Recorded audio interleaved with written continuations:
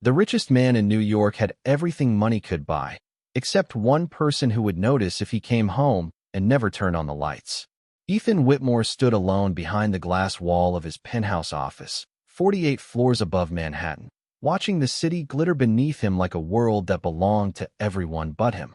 At 37, he was the face of Whitmore Hotels and Resorts, a billionaire CEO whose name appeared on magazine covers, charity walls, and business headlines from coast to coast. People called him brilliant, disciplined, untouchable. They praised his tailored suits, his calm voice, his ability to walk into a failing deal and turn it into gold before lunch. But no headline ever mentioned the silence waiting for him after the cameras disappeared. His apartment was nearly 6,000 square feet, with marble floors, custom furniture, and a view people paid thousands of dollars a night to experience. Yet every evening, Ethan ate dinner at the same end of the long dining table, across from an empty chair he never moved. That Friday night, rain tapped softly against the windows while his phone lit up with another message from Vanessa Cole. She had once stood beside him when his future looked promising, then vanished the moment his company nearly collapsed. Now that Whitmore was worth more than $6 billion, Vanessa had returned with apologies polished smooth enough to sound almost sincere. Ethan read the message once, then turned the phone face down. He had learned that some people did not miss your heart.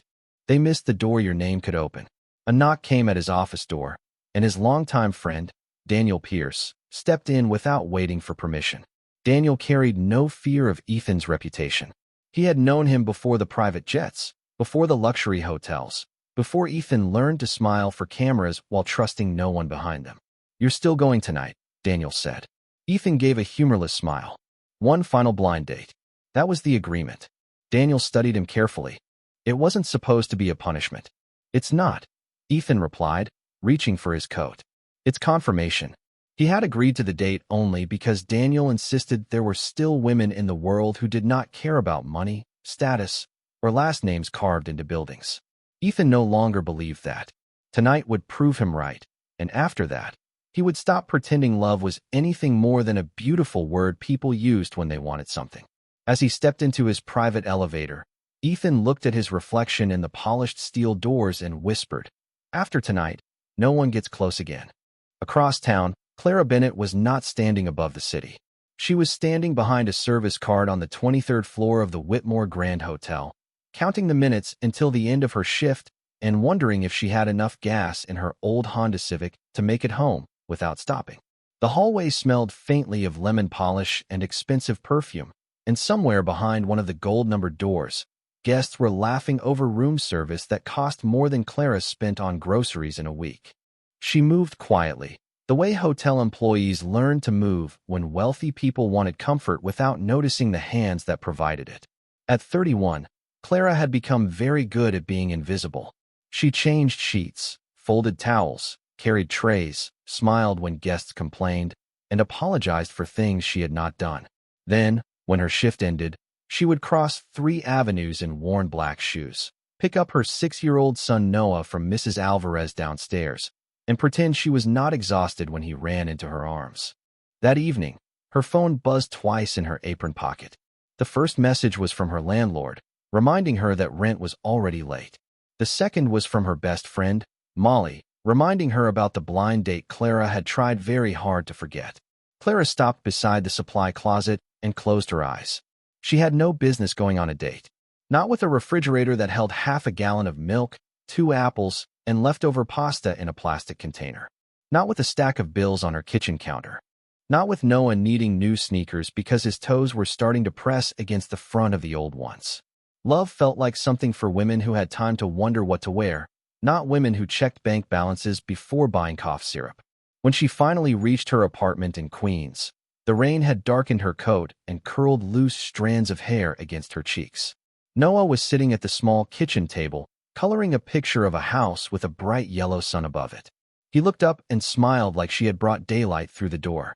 "Mom, Mrs. Alvarez said you have a fancy dinner tonight," he said. Clara gave him a tired laugh and hung her coat on the back of a chair. "It is not fancy, sweetheart. It is just dinner." Noah studied her with serious blue eyes. "Maybe you should smile tonight." The words were so simple that they almost broke her. Clara turned toward the tiny bedroom before he could see her face change. In the closet hung one decent dress, navy blue, bought years ago and repaired twice at the hem. She put it on carefully, smoothing the fabric as if courage could be pressed into the seams. She was not going to find a fairy tale. She was only going because, for one evening, her son wanted to believe his mother still had a reason to smile. By the time Clara reached the restaurant, the rain had softened into a silver mist that clung to the streets and blurred the lights of Manhattan into glowing halos. The place Molly had chosen was on the ground floor of a luxury hotel near Central Park, the kind of restaurant where the hostess desk looked more expensive than Clara's entire apartment. Through the tall windows, she could see crystal glasses, white tablecloths, low golden lamps, and people who seemed to belong effortlessly in rooms where a single steak cost more than her electric bill. For a moment, she almost turned around. Her navy dress, once elegant, now showed tiny signs of age if someone looked closely. Her black heels were polished, but the soles were worn thin. She had done her best with her hair and makeup in the cracked mirror above her bathroom sink. Yet standing there beneath the restaurant awning, she felt like the city had placed a price tag on her and decided she was not worth much. Still, Noah's voice followed her through the noise of traffic. Maybe you should smile tonight. Clara took a breath, lifted her chin, and stepped inside. The hostess looked up, and her practiced smile faded by one careful inch.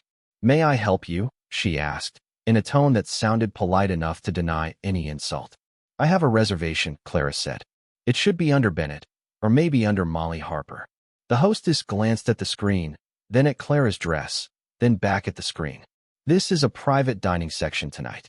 Clara felt warmth rise in her cheeks, but she kept her voice steady. "I understand. I was invited here." A couple waiting nearby looked over, and one woman lowered her eyes to Clara's shoes.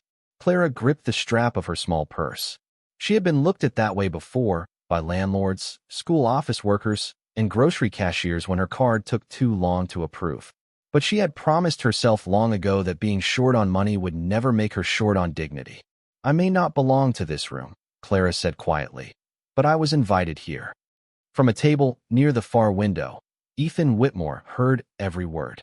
He had arrived 15 minutes early, already prepared to be disappointed, already expecting another woman who would recognize his watch before his face. But the woman at the entrance did not look greedy. She looked tired, soaked by rain, and determined not to let anyone strip her of the little pride she had carried in with her. Something in her voice made him put down his glass of water.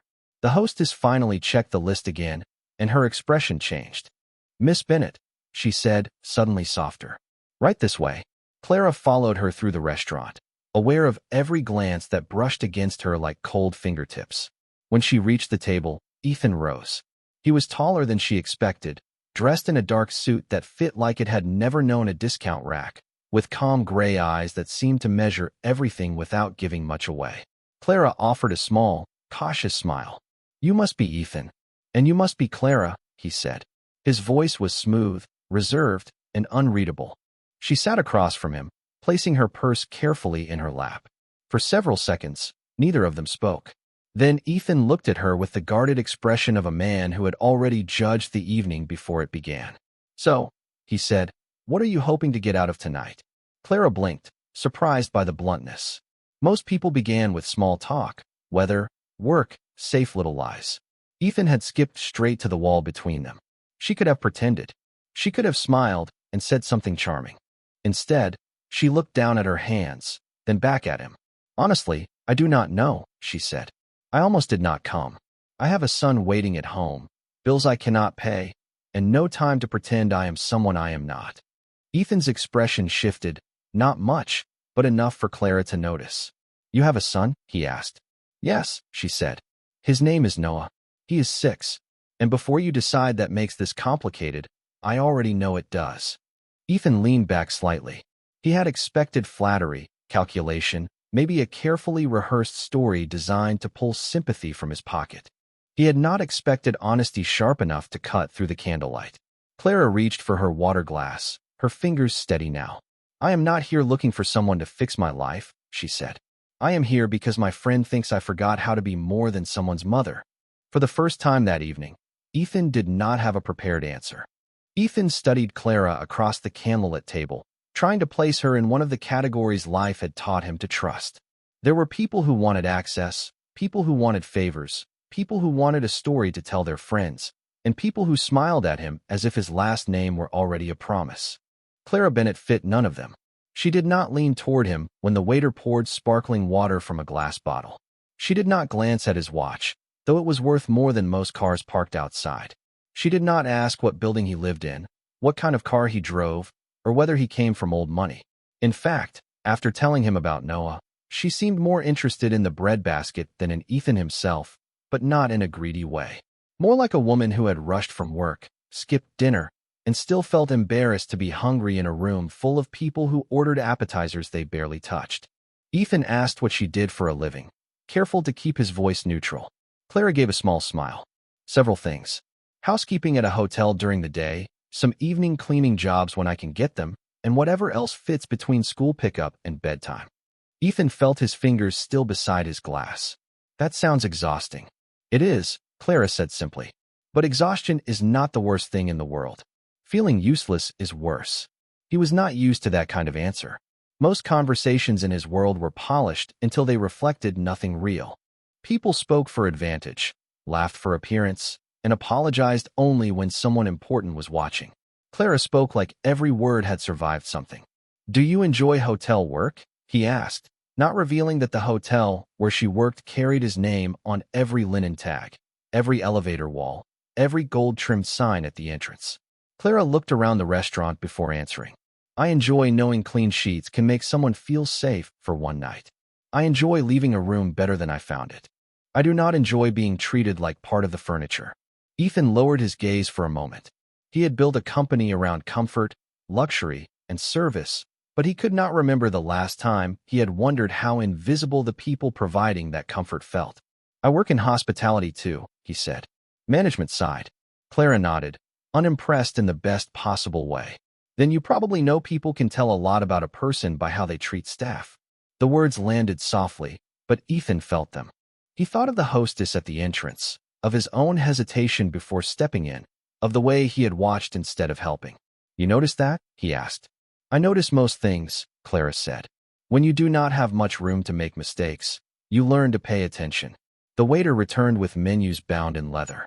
Clara opened hers, and Ethan saw the tiny pause when her eyes found the prices.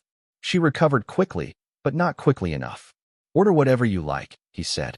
Clara looked up, and there was no gratitude in her expression, only caution. "That is kind, but I can choose for myself." "I did not mean it that way." "I know," she said, softening just a little. "But sometimes kindness sounds a lot like permission when it comes from someone who is used to giving orders." Ethan almost smiled, not because she amused him, but because she challenged him without cruelty. "Do I seem like that kind of person?" Clara tilted her head, studying him with the same honesty he had been using on her. "You seem like a man who has everything arranged exactly how he wants it, except himself." For the second time that night, Ethan had no answer. The restaurant noise faded around him, leaving only the rain against the windows and the woman across from him who had somehow seen past the suit, the silence, and the careful distance he wore like armor. "That is a bold thing to say to someone you just met," he said. Clara folded her menu. "Maybe, but you asked what I wanted from tonight, so I will ask you something too." Ethan waited. Clara's voice was gentle, but her question was not. "Do you like the person you have become?" He looked at her, and for one strange, uncomfortable second, the richest man in the room felt poorer than the woman who had walked in wearing repaired shoes. For a moment, Ethan did not move. Clara's question remained between them, quiet and impossible to dismiss. "Do you like the person you have become?" He had been asked about revenue, expansion, acquisitions, and market forecasts. He had been asked how it felt to be one of the youngest hotel billionaires in America. No one had ever asked him that, not with eyes steady enough to make the answer matter. He looked toward the rain-streaked window, searching for the kind of polished response he used in interviews, but nothing came. "I do not think most people get the luxury of becoming who they wanted to be," he said at last. Clara listened without interrupting. That alone unsettled him. Most people waited only for their turn to speak. "Maybe not," she said. "But we still choose what parts of ourselves we protect." Ethan turned back to her. There was no accusation in her voice, only an understanding that felt almost dangerous. The waiter arrived with their meals, and for several minutes, the conversation eased into smaller things. Clara told him Noah loved dinosaurs, peanut butter sandwiches cut into triangles, and asking questions she could not always answer. Ethan found himself listening more closely than he had listened to anyone in months. Clara's face changed when she spoke about her son. The tiredness remained, but light moved through it. She became softer, not weaker, as if motherhood had carved away every unnecessary part of her and left only what was true. Then her phone began vibrating against the table. Clara glanced down, and the color left her face. "I am sorry," she said, picking it up quickly. "It is my neighbor." Ethan watched her expression shift as she listened. Whatever calm she had built for the evening vanished in seconds. "How high?" she asked, already reaching for her purse. "Did he take the medicine? Is he breathing okay?" Ethan sat straighter. Clara closed her eyes for one brief second, then opened them with a mother's focus. "Tell him I am coming home right now." She ended the call and stood so fast her chair almost tipped back, though Ethan caught it before it could fall. "Noah has a fever," she said. "Mrs. Alvarez says he is scared and asking for me. I am so sorry, I have to go." There was no hesitation, no calculation, no attempt to save the date or explain herself beautifully. The choice had already been made, and Ethan realized with a strange ache that he had never been chosen that completely by anyone. "I will drive you," he said. Clara shook her head as she slipped her phone into her purse. "Thank you, but I can take the subway. In this rain, at this hour, from here to Queens? I do it all the time. That does not mean you should have to tonight." She looked at him, torn between pride and panic. Outside, thunder rolled softly over the city, and through the window they could see people gathering under awnings, waiting for rides that were not coming. Clara checked the time, then swallowed whatever refusal had been rising in her throat. "Only because my son needs me," she said. Ethan nodded. "That is the only reason that matters." He paid the bill before she could protest, but he did it quietly, without making a performance of it. In the back seat of his Blacktown car, Clara sat close to the door, clutching her purse with both hands while the city streamed past in wet streaks of yellow and red. Ethan noticed a small bottle of children's fever reducer inside her open bag, beside a folded utility notice, a worn wallet, and a tiny plastic dinosaur with chipped green paint. Clara caught him looking and gently pushed the purse closed. "Noah likes to send one with me when I go somewhere new," she said. For protection, Ethan looked at the toy, then at the woman beside him, whose whole life seemed held together by courage, coupons, and love. "Sounds like he takes good care of you," he said. Clara smiled faintly, though worry filled her eyes. "He thinks he does." Ethan said nothing after that. He simply watched her watch the road, and for the first time in years, he was not thinking about what someone wanted from him. He was thinking about what it felt like to be needed for nothing except kindness. The town car stopped in front of a narrow brick apartment building in Queens, where rainwater ran along the curb and the lobby light flickered behind scratched glass.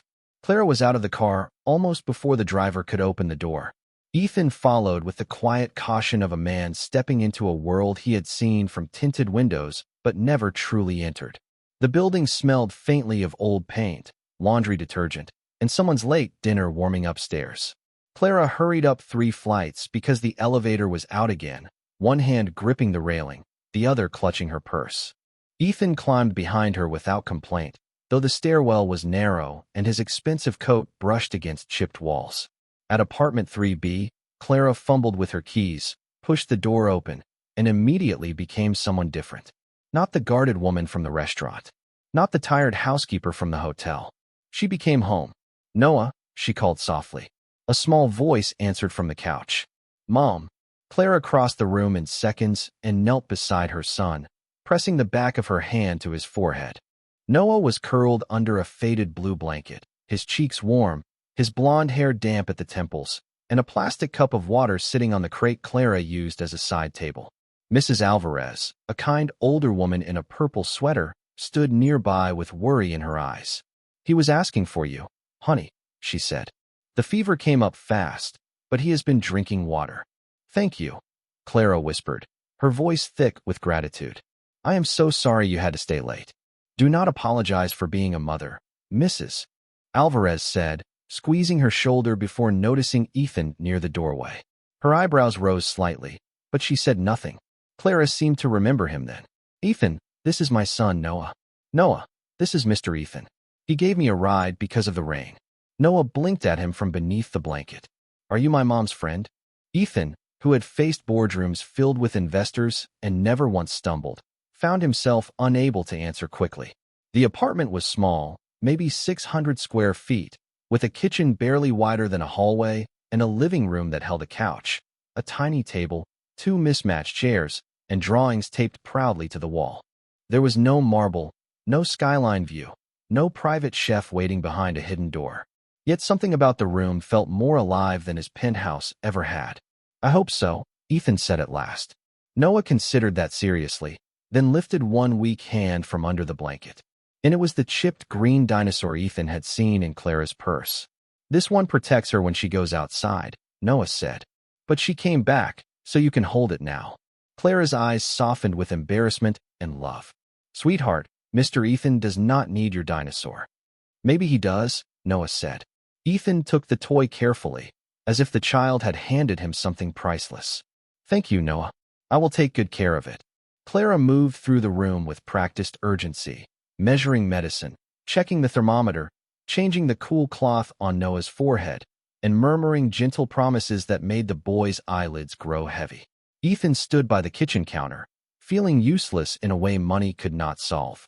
He wanted to call the best doctor in Manhattan, send a private nurse, order everything the apartment lacked, but Clara did not ask for rescue.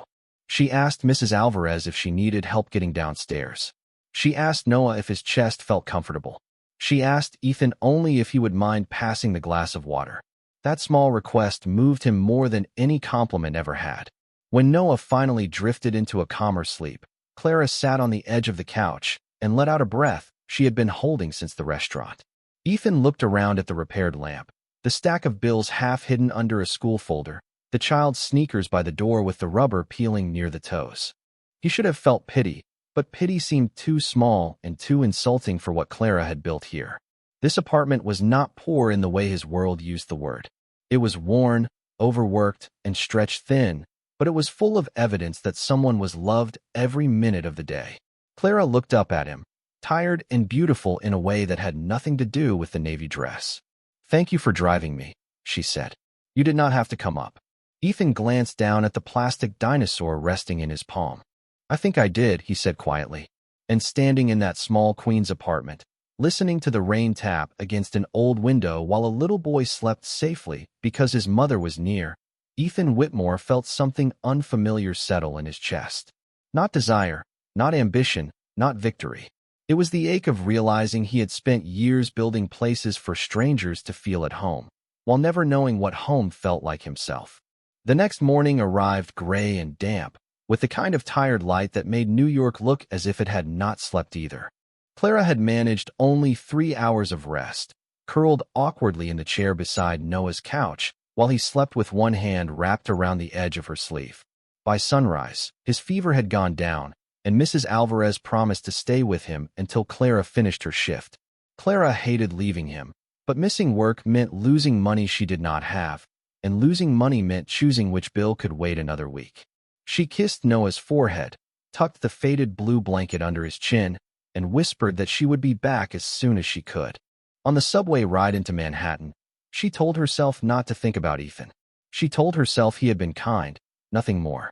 Men like him did not belong in third-floor apartments with broken elevators and cereal boxes on top of the refrigerator. Men like him returned to polished buildings, quiet drivers, and lives where a sick child was a touching memory from an unusual evening, not an everyday fear. Still, when Clara reached into her purse for her employee badge, her fingers brushed empty space where Noah's green dinosaur usually sat.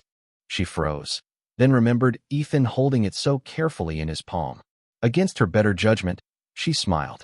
The smile lasted until she stepped through the staff entrance of the Whitmore Grand Hotel and heard the unusual buzz moving through the service hallway. Housekeepers whispered near the laundry carts. Bellmen straightened their jackets. Managers who rarely came below the lobby level were suddenly everywhere, checking name tags and smoothing their hair. What is going on? Clara asked another housekeeper, Denise, as she tied her apron. Denise widened her eyes. Corporate visit. The big boss is here today. Ethan Whitmore himself. Clara's hands stilled on the apron strings. For one strange second, the name did not connect. Then she looked through the open service door toward the lobby, and the world seemed to tilt. Ethan walked across the marble floor surrounded by executives, his dark suit perfect, his expression controlled, every employee turning toward him with careful respect. Behind him, on the wall above the reception desk, the same name gleamed in gold letters, Whitmore. Clara felt the air leave her lungs. Ethan saw her at almost the same moment. His steps slowed, and the mask of the billionaire chief executive officer cracked just enough for her to recognize the man who had stood in her kitchen holding a toy dinosaur. She backed away before he could speak. For the next hour, Clara worked like a machine, changing linens with hands that shook, smiling at guests she barely saw, trying to understand how the man who had listened to her talk about being invisible had owned the very hotel where she had spent years feeling that way. When her break finally came, Ethan was waiting near the staff corridor, away from the lobby cameras and polished attention. Clara, he said softly, I can explain. She stopped a few feet away from him, keeping distance like it was the only dignity she had left. You told me you worked in hospitality. I do. You own the company. His jaw tightened. I did not want my name to change the way you saw me. Clara gave a small, wounded laugh. So instead, you let me sit across from you and talk about hotel work, about people treating staff like furniture, while you knew I was talking about your world. I was listening. No, she said, her voice quiet but firm. You were testing me. Ethan stepped closer, but she moved back. That is not what last night was. Then what was it? A billionaire pretending to be ordinary, so he could find out if the tired single mother was impressed enough by kindness before she knew about the money. The words hurt him because they sounded close enough to the truth to shame him. He reached into his coat pocket and pulled out the small green dinosaur. Noah left this with me. Clara looked at the toy, and for a moment her expression softened, then hardened again to protect itself. Thank you, she said, taking it from his hand. Their fingers almost touched, but she pulled away first. Ethan wanted to tell her that her apartment had stayed with him all night, that Noah's trust had unsettled him, that her question at dinner had followed him into every silent room of his penthouse. Instead, all he managed was, I am sorry.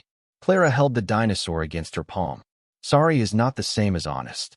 Then she walked back through the staff door, leaving Ethan alone beside the corridor, surrounded by a hotel that carried his name and a silence that suddenly felt deserved. Clara spent the rest of the day trying to keep her heart separate from her hands. Her hands knew what to do. They stripped beds, replaced towels, wiped mirrors, folded corners, and carried heavy laundry bags down long service halls. Her heart, however, kept returning to the look on Ethan's face when she walked away from him. It would have been easier if he had seemed arrogant. It would have been easier if he had defended himself like a man too rich to be wrong. But he had looked ashamed, and shame was harder to hate than pride. By 5 o'clock, Clara's feet ached, her head felt heavy, and all she wanted was to go home to Noah, heat canned soup, and forget that for one evening she had allowed herself to feel seen by a man who had not fully let her see him. She was tying up a trash bag in an executive suite when Denise appeared at the doorway with a strange expression. Clara, she said carefully, Human Resources wants to see you downstairs. Clara's stomach tightened. Did I do something wrong? Denise shook her head. I do not think so. But there is a woman from corporate asking questions. The woman waiting near the administrative offices was not from Human Resources. Clara knew that immediately. She wore a cream-colored designer coat, diamond earrings, and the kind of calm smile that made kindness feel like a performance. Her dark blonde hair was perfectly arranged, untouched by the damp air outside. She looked Clara over slowly, from her work shoes to the employee badge clipped to her apron. You must be Clara Bennett, she said. I am Vanessa Cole. Clara recognized the name from the message that had lit up Ethan's phone at dinner, though she wished she did not. Can I help you? Clara asked. Vanessa's smile widened without warming. I was hoping you could help yourself. Ethan has always had a weakness for sad stories, especially when he is bored. Clara felt the words land, but she kept her face still. I do not know what you mean. Of course you do. Vanessa stepped closer, lowering her voice just enough to make the insult feel private. A single mother, overdue bills, a sick child, and a chance meeting with a man who can change everything. It is almost impressive. Clara's fingers curled around the edge of the trash bag she was still holding. You do not know anything about my life. I know enough to know you should be careful. Ethan's world is not kind to women who mistake attention for invitation. Clara looked past Vanessa toward the lobby, where guests moved beneath chandeliers and managers spoke into discreet headsets. Suddenly, the hotel felt less like a workplace and more like a stage where she had been dragged into a role she never auditioned for. I did not ask for his attention, Clara said. No, Vanessa replied, her voice soft and sharp. But women like you rarely have to ask directly. That was the moment Ethan appeared at the end of the hallway. He had been coming from a meeting when he saw them, and one look at Clara's pale face told him enough. Vanessa, he said, his voice controlled but cold. Step away from her. Vanessa turned with a graceful surprise that did not fool anyone. Ethan, I was only introducing myself. You were leaving. Clara looked at him, waiting for the relief to come, but it did not. She saw the power in his voice, the way the hallway seemed to obey him, the way Vanessa's confidence faltered because Ethan Whitmore had spoken. And Clara hated that part of her wanted him to protect her. She hated even more that his protection could not erase the humiliation. Vanessa gave a small laugh. You cannot be serious. You told Daniel this blind date was your final proof that love was just another transaction. And now you are defending her like she means something? Clara's breath caught. Ethan went still. The silence that followed was worse than any confession. Clara looked at him, and the hurt in her eyes made him feel as if the floor had disappeared beneath his polished shoes. Clara, he said, that was before I met you. She nodded slowly, absorbing the truth piece by piece. So I was a test. No, a theory then. An experiment. Her voice did not rise, but it broke something anyway. You sat across from me while I told you I did not have time to pretend, and the whole time you had already decided what women like me wanted. Ethan took one step toward her. I was wrong. Clara's eyes shone, but she refused to let the tears fall there, in his hotel, under his name, in front of the woman who had tried to make her feel small. You did not break my heart because you are rich, Ethan, she said. You broke it because you made me feel poor. Then she removed her employee badge, placed it gently on the nearest desk, and walked toward the service exit with Noah's green dinosaur held tight in her hand, leaving Ethan surrounded by everything he owned and nothing he could use to make her stay. For 3 days, Ethan did not call Clara with excuses. He did not send flowers, did not send a car, and did not have someone from his office deliver an envelope that would only prove he still believed money could speak for him. Instead, he sat in the silence she had left behind and finally listened to it.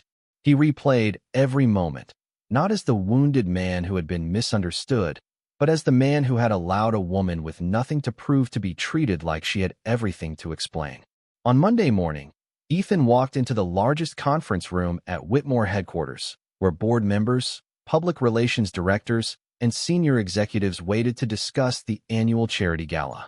Vanessa was there too, seated with perfect posture, as if nothing could touch her. Ethan stood at the head of the table and looked at the people who had helped him build an empire of beautiful rooms. Before we discuss donations, he said, we are going to discuss dignity. The room went still. Ethan announced a full employee support program for housekeeping, food service, maintenance, and front desk staff, including emergency childcare assistance, healthcare grants, paid family leave improvements, and a direct reporting system for mistreatment by guests or management. No one argued when they saw his face. Then he turned to Vanessa. You will not represent this company, attend our events, or use my name again. Vanessa's smile vanished. Because of her, Ethan's answer was quiet. Because of who I became when I let people like you define worth. That afternoon, he went to Clara's apartment, not in a town car, but on foot from the subway station, carrying Noah's favorite dinosaur in one hand and a small bag of groceries in the other. Clara opened the door only a few inches. Her eyes were tired, guarded, and still beautiful in the way that made him feel less powerful and more human. I am not here to fix your life, Ethan said before she could speak. I am here to apologize for thinking I had the right to. Clara did not invite him in that day, or the next, but Ethan kept showing up in ways that did not demand forgiveness. He brought soup when Noah was sick, waited downstairs when Clara needed space, repaired the loose kitchen cabinet only after asking permission, and sat on the hallway steps helping Noah sound out words from a library book while Clara watched from the doorway, trying not to soften too quickly. Weeks passed before she let him share dinner at the small kitchen table. It was boxed macaroni and cheese, apple slices, and tap water, and Ethan ate like it was the finest meal in New York because Noah had proudly stirred the cheese himself. Then one rainy evening, Noah's fever returned, higher than before, and Clara rushed him to urgent care with panic trembling beneath her calm. Ethan was in the middle of a deal worth hundreds of millions of dollars when her message came. He left the room before the lawyers finished speaking. At the clinic, Clara found him in the waiting area, his tie loosened, his hands clasped tightly, his face pale with fear. Not the fear of losing control, the fear of loving someone enough to be helpless. When the doctor said Noah would be fine, Clara finally cried, and Ethan did not try to solve it. He simply sat beside her until she leaned into the safety he had learned to offer without owning. 1 year later, Ethan took Clara and Noah back to the little apartment where everything had truly begun. There were no cameras, no chandeliers, no crowd waiting to applaud. Just rain on the window, a repaired lamp glowing warmly, and the green dinosaur sitting on the table like a tiny guardian of second chances. Ethan knelt before Clara, then looked at Noah too, because he understood now that love was not a rescue mission, and family was not something a man claimed alone. "I do not want to give you a bigger life, so you will need me," he said. "I want to share the life you already built, if you will let me earn my place in it." Noah looked at his mother, then at Ethan. "Does this mean he is staying?"